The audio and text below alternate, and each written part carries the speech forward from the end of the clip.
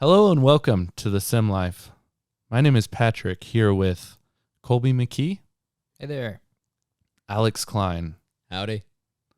and Sam Schmidt. What's up? So we're just a bunch of dudes here at the House Formation, and we were sitting around the other day thinking, the guys before us had a podcast, so why can't we? And instead of making a whole new podcast, we decided, let's just continue the SemLyfe that they started, 4 years ago, 5 years ago, maybe? Do you guys know? Not a clue. I never listened to it. Same.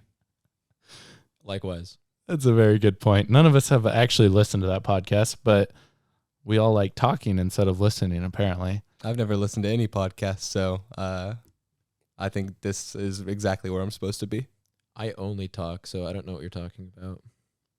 I have listened before, so I have a little bit of experience there, but Anyways, we figured that their podcast was kind of about their life at this house, their life throughout seminary, and we wanted to continue that.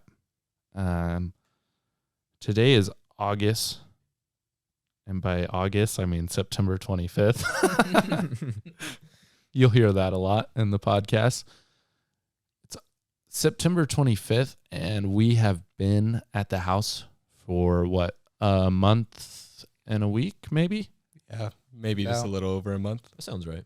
Just to give you guys a little understanding of what you're looking at, I am a first year, a true freshman.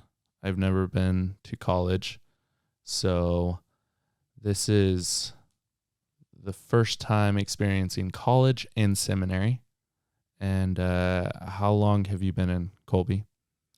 I'm in my third year this year, so I'm about 2 years and a month and a week into seminary at the House Formation. And you were straight out of high school, right? I was straight out of high school. Commitment. Alex, what about you? Well, I'm a first year, but I am a junior. Yeah. Spent 2 years in college, and then now we're here. Cool. Sam?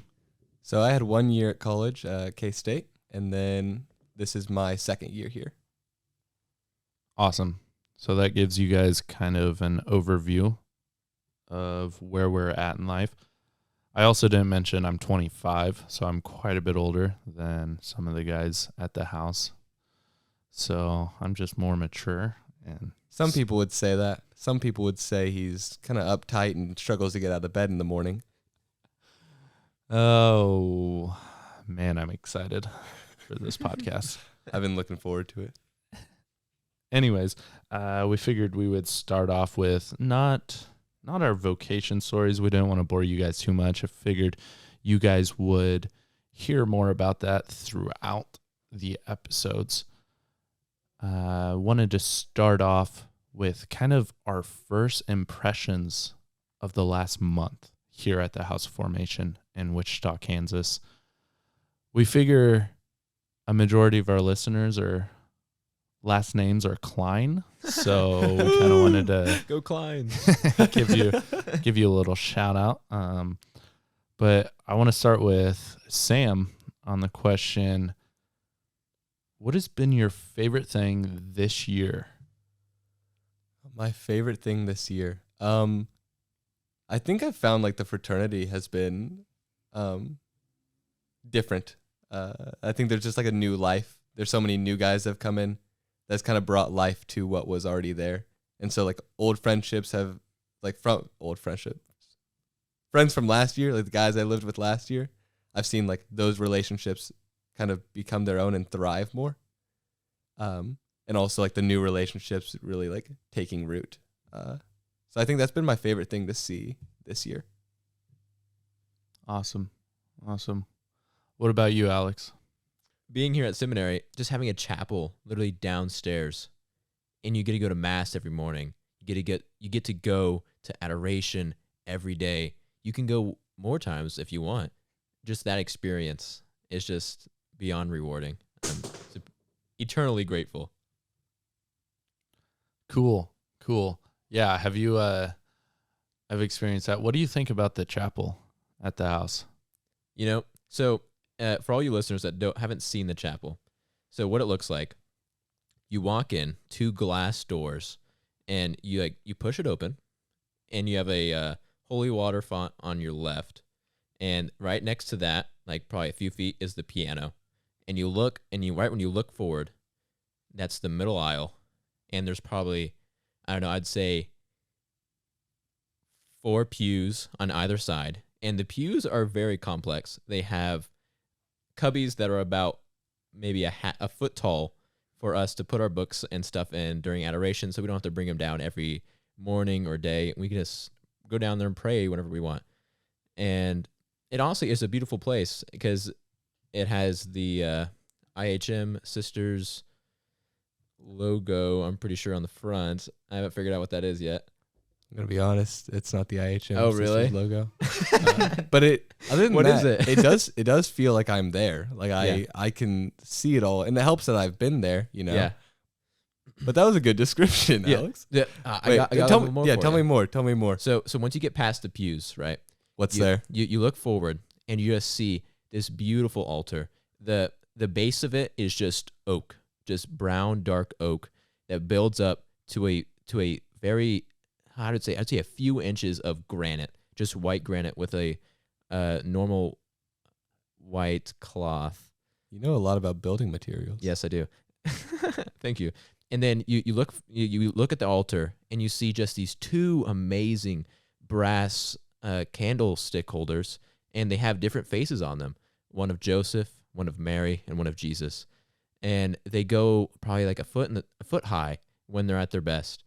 And they're just great. To your left, Wait, just like how high are they when they're at their worst?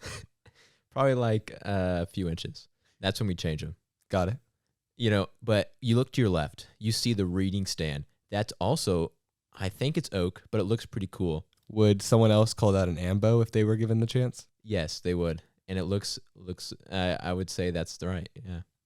Okay, now you got the beginning part. You look up and you see an infinity cross just hanging, an infinity crucifix to be specific. It's just hanging from the ceiling. And if you didn't see the wires, you'd just be like, wow, Jesus is just floating. It's amazing.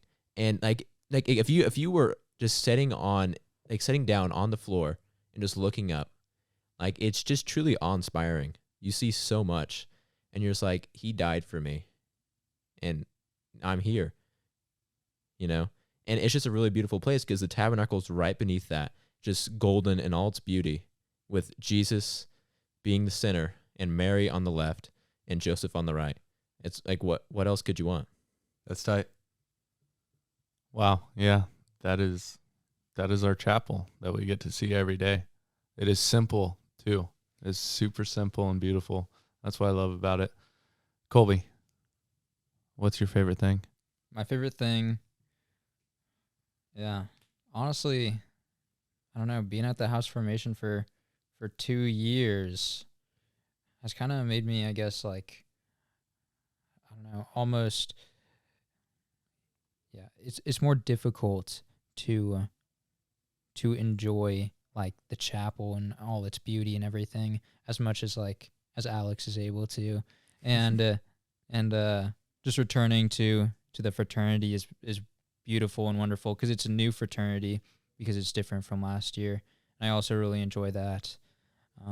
I think something that is new this year that is really cool is I'm the sacristan for this chapel that Alex was just talking about, and I think just kind of being in charge of that is really cool. Just having that responsibility and being able to serve Jesus simply, like in setting up adoration or mass.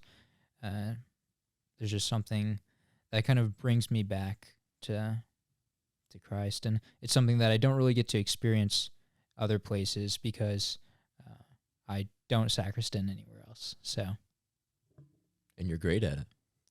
thank you. You're welcome. He's okay. He's okay. All right, Patrick, what about you? Yeah. Colby is great at it. I will say that.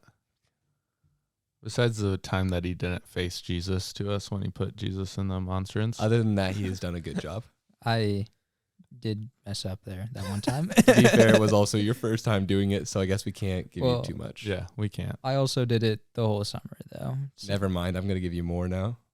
Yeah, That you was a should. mistake. That was a mistake for telling us.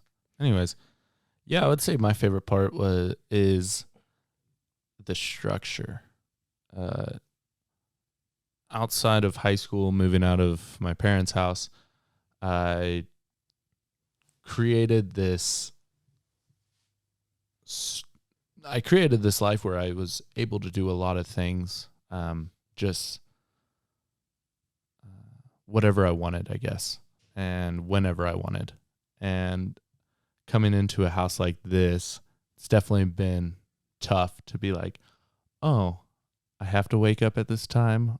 Oh, I can't just go drive to this place. I can't go make a trip to Colorado whenever I want to. Has been kind of definitely a huge change in my life. But the structure has been something that I've realized that I can flourish in. And so having structure, I can study more effectively. I can work out more consistently and just, work on these human formation goals that we're called to do here at the house.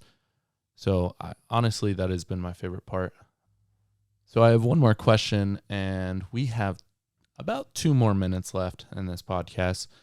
So I want to make it quick.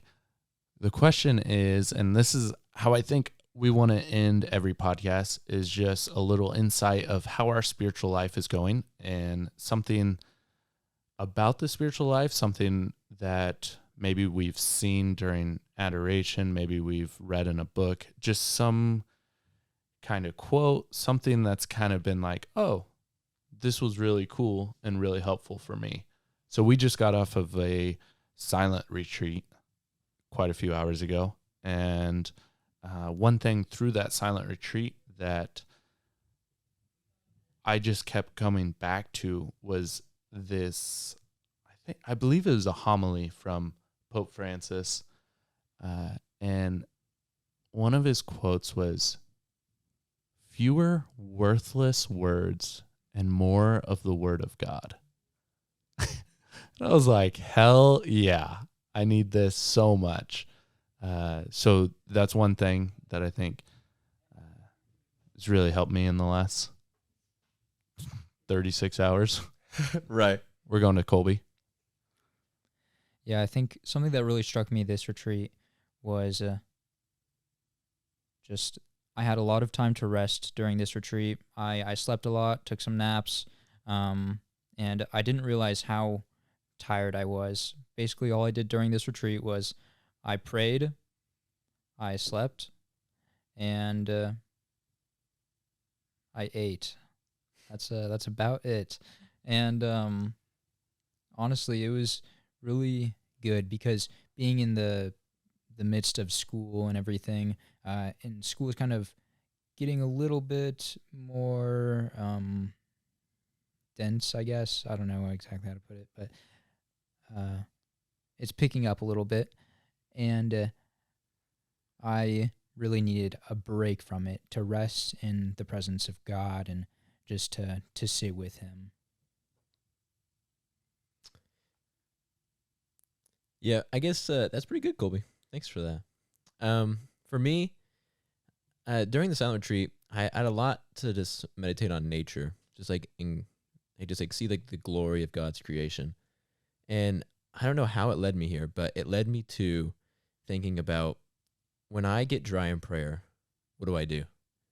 And it really just struck me because I'm in a book I was reading. It said, when you get dry in prayer, pray even harder.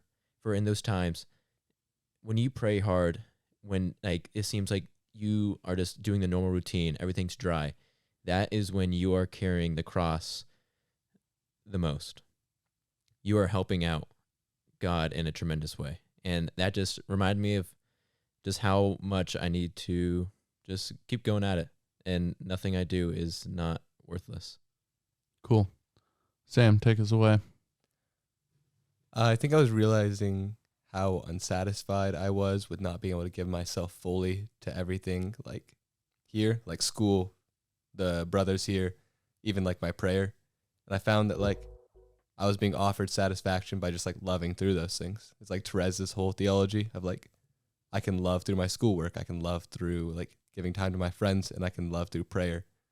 And so like encountering love and then pouring it back out through everything I do. Awesome. Well, thank you guys for listening. Hopefully you found this entertaining, joyful, loving, and educational. This is the SemLyfe, signing off.